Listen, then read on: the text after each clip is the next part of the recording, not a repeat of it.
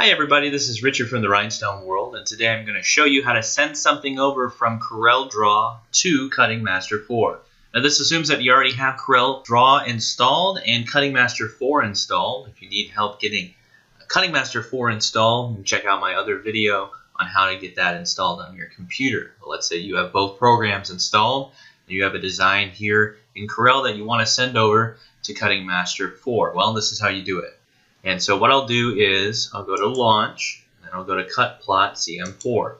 Okay, so when you click on that, this box will pop up. And then the first time that you run this software, these additional boxes will open as well. It'll ask you what the brand name of your vinyl cutter is. You can just leave this here, this first option. It's your only option. You'll also want to pick the model of your Graphtec cutter. So let's say you have a CE 6060 Plus. You go ahead and click that, press Next.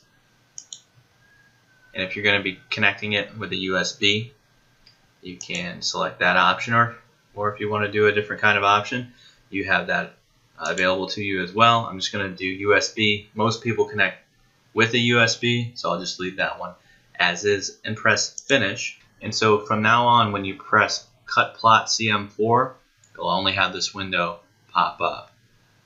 You won't be prompted to fill out that information anymore.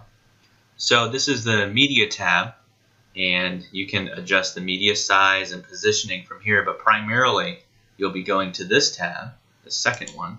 So from here, you'll want to check Enable Driver Options, and this will allow you to change some of the settings on your cutter, and you can change the speed, you can change the force, and some other options like passes if you need to. And from here, if you just want to send it to your cutter to start cutting, you just press Send, and then you'll be all set. So that's how you send over a design from Corel to cut on your Graphtec using Cutting Master 4. If you have any questions, please send us an email at info@therhinestoneworld.com. Have a great day. Bye-bye.